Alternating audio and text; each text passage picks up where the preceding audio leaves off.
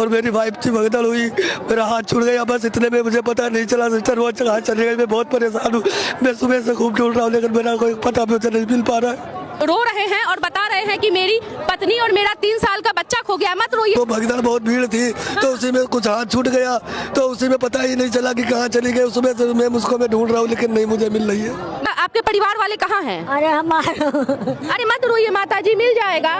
मत लोग मिल जाएंगे आपके परिवार वाले। क्यों रो रही हैं? हम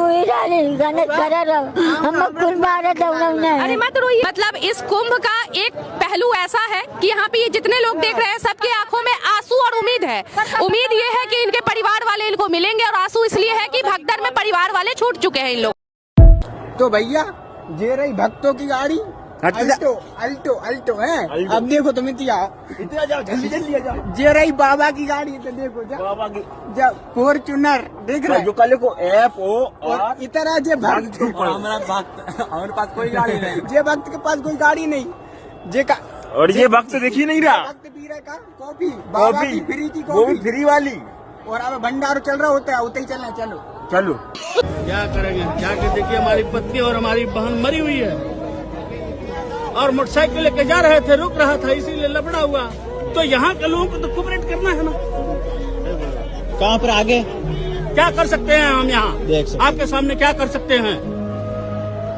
बोलिए हम क्या कर सकते हैं यहाँ के लोगों के सामने? अब हम उसको देख ही नहीं सकते हैं। जी ये देखिए इनका दर्द है जो वास्तव में हम क्या दर्द है यहाँ के लोगों को, क्या दर्द है? जी हम खुद आया है, तमाशा देख रहा है यहाँ के लोग। हम खुद बाहर से आए हैं।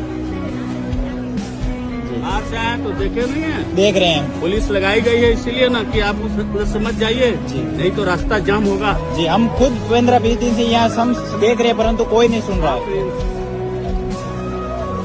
Hello hello. जिनके अंदर आस्था नहीं है उन्हें अव्यवस्था नहीं। हम यहाँ व्यवस्था लेने थोड़ी आए हैं, हम यहाँ तो सनातन का परचम लहराने और अपनी गंगा मैया में डुबकी लगाने आए। इसलिए हर व्यक्ति को आना चाहिए, जो नहीं आएगा वो पछताएगा, वो देशद्रोही कहलाएगा।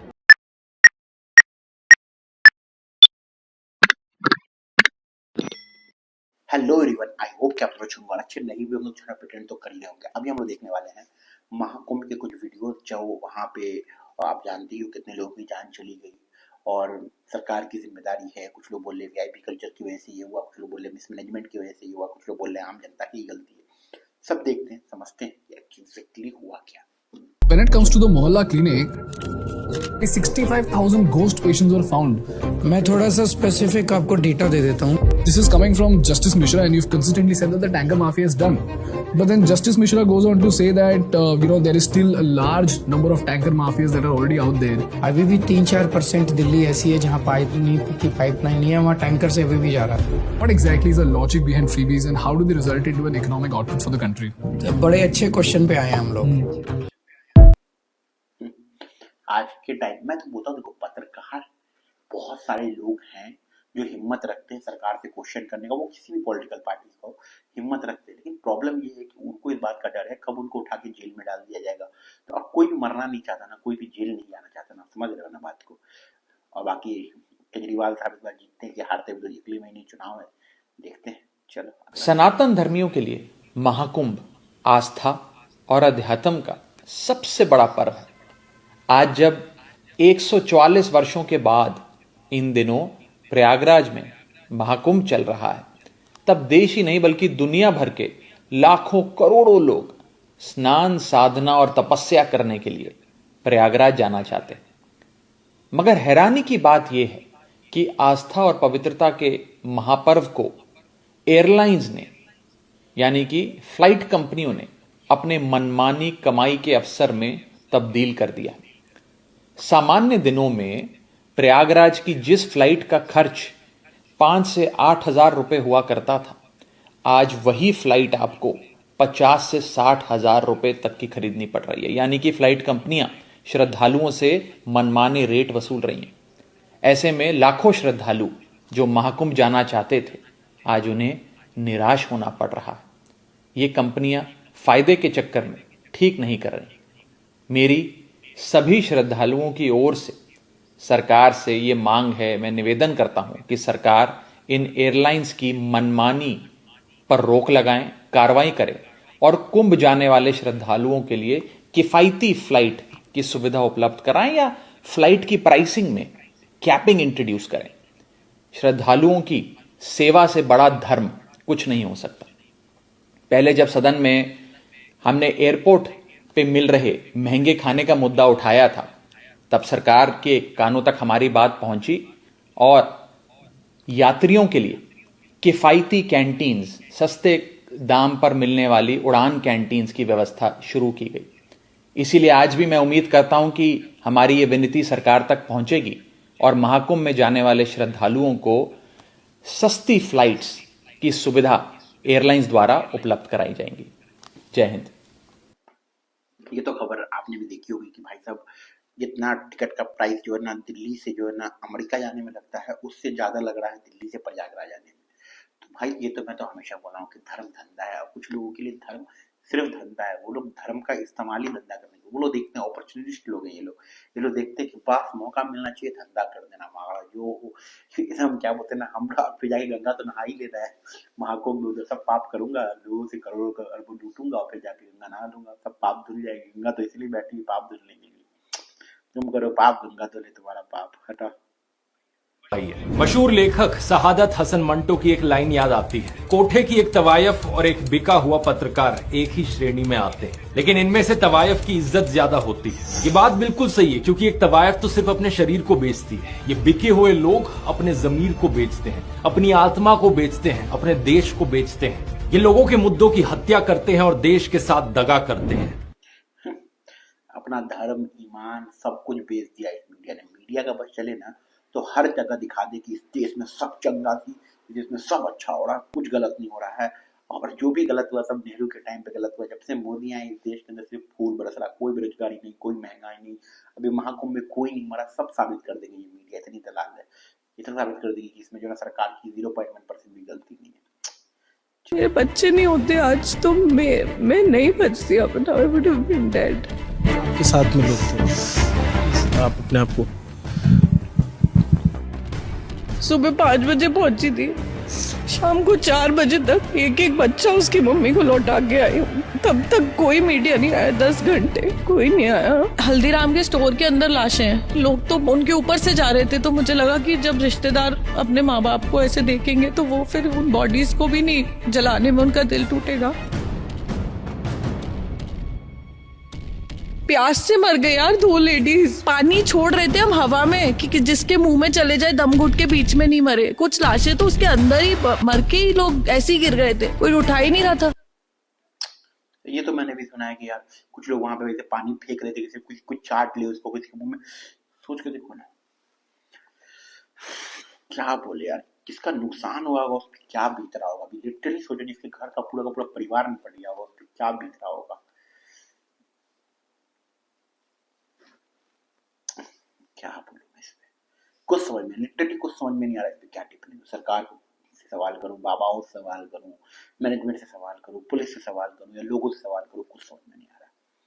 पानी मांग रहे थे, हमारी पानी खत्म हो गई थी, हम गंगा जल फेंक रहे थे लोगों पे एंड लोग अपना हाथ चाट रहे थे, उनके हाथ में पानी था and they were just trying to, हाँ मुझे एक बूंद दे दो, बस एक बूंद। मैं वो मलबा देख रहा हूँ, इन्होंने वो मंजर देखा है। मैंने जिसको टाना वो हमारे सामने मरी, हम कुछ नहीं कर पाए। मतलब जब मैं आपको ये बात बता रहा हूँ तो मेरे रोंगटे खड़े हो रहे हैं कि यहाँ क्या बीता है और इस सच्चाई को कैसे छिपा लिया गया।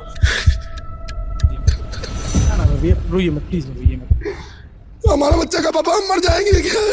हमका नहीं बेटा, हम लोग खुद चिल्ला के बोलेंगे भैया चुप रहिए, एक दूसरे का सहयोग करिए, सहयोग करेंगे, धैर्य रखिए, सब निकल जाएंगे।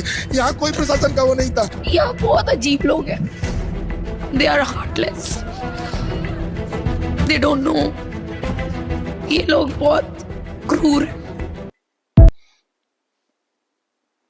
इस चीज में तो मैं भी एग्री करूंगा कि भाई साहब ये जो लोग है ना भाई, सरकार हो गई, ये जो बाबा हो गए, ये लोग जो है ना भाई बिजनेसमैन हो गए, हार्टलेस लोग, दिल नहीं है लोग के पास।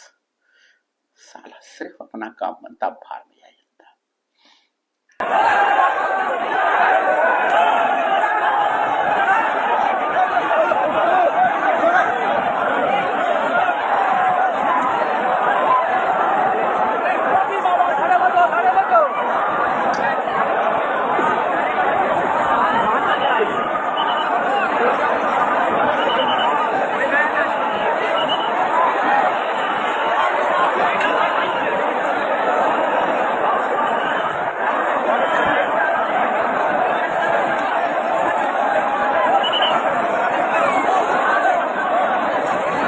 जय गंगा मैया।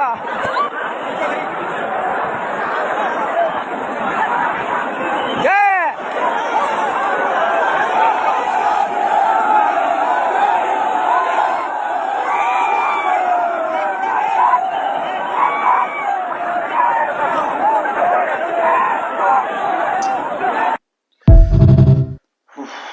भाई साहब बहुत ज्यादा भीड़ है यार, बहुत ज्यादा यार।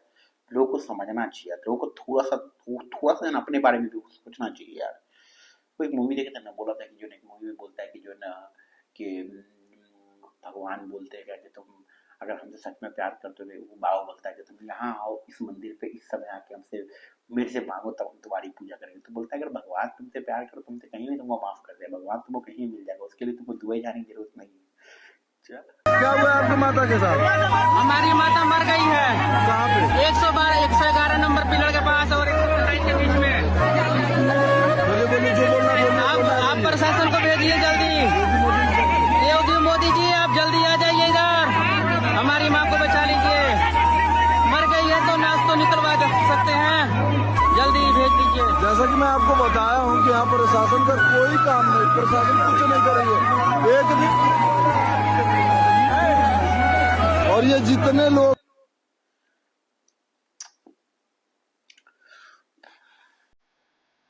कुछ नहीं बोल रहा भाई। अभी आज हम कमेंट पढ़ रहे थे, हमको बहुत लोगों ने फोन भी किया, कुछ हमारे मित्र हैं कम्युनिस्ट बुद्धि के, वो हमसे जुड़े हुए हैं और हमें फोन लगा के कह रहे थे अब बाबा आप क्या कहोगे, पर्ची खोलोगे? तो हमने कहा बिल्कुल खोलेंगे। वो हमारे मित्र हैं, बहुत अच्छे मित्र हैं। उन्होंने कहा कि इतने महात्मा, इतने साधु, इतने जपी, इतने तपी, फिर भी इस घटना पर आपका क्या विचार है?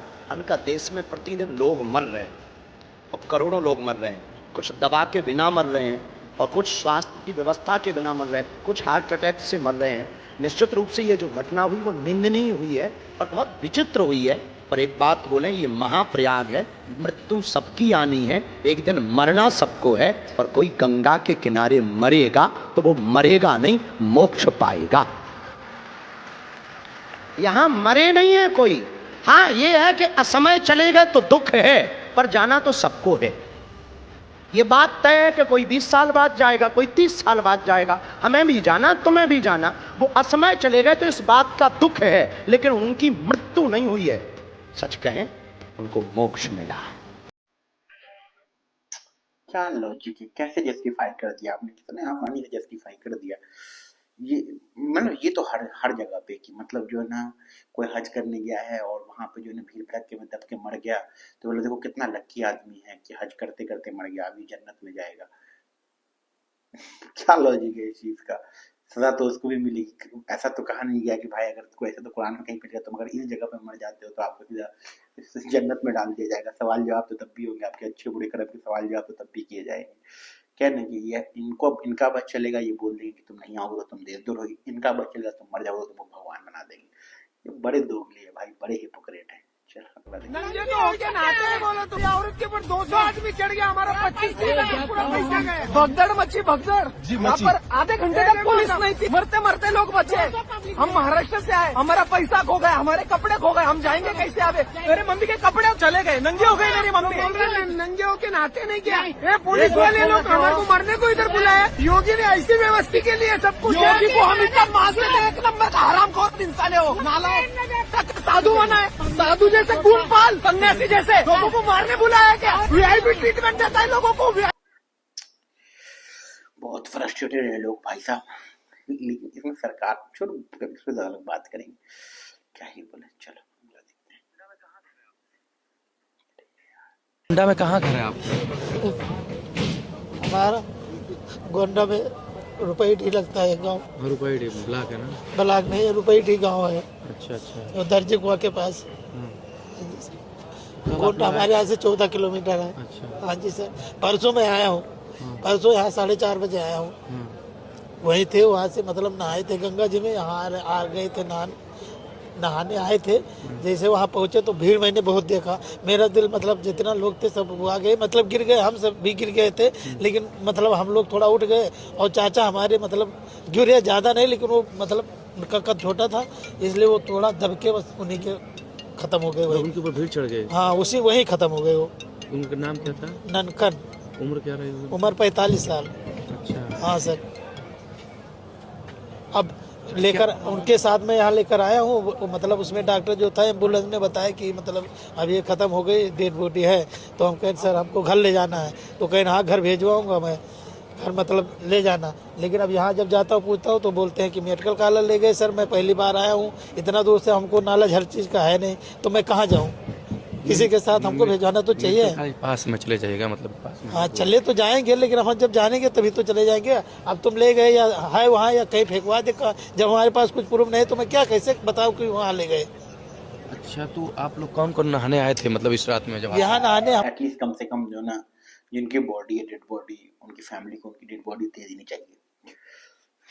क्या ही बोलूँगा। भैया मैं जाने दो, भैया नहीं नहाना, मैं जाने दो।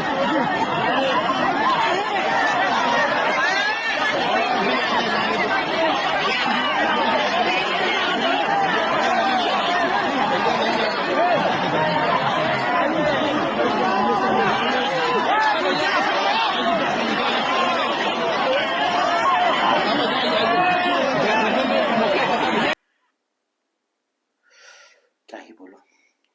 साइड खाली कर दीजिए, हमको साइड करवा दीजिए, हमको चाप देंगे हम लोग के पैर फ्रैक्चर कर गया सर, पुलिस मार रहा है डंडा से। ये लोग कुछ ले जाएंगे, बहुत भयंकर मंजर है। प्रशासन किस लिए है? प्रशासन किस लिए है कि पब्लिक मर रहा है इसी में जाता को? कह रहे हैं कि भीड़ बहुत ज्यादा है इसलिए नहीं काम कर। प्रशासन क्या कर रहा है? प्रशासन अपना एक काम करे ना, क्यों नहीं कर रहा है? इसमें मम्मी बच्चा लोग भी ना दब रहा है। देखिए क्या हुआ?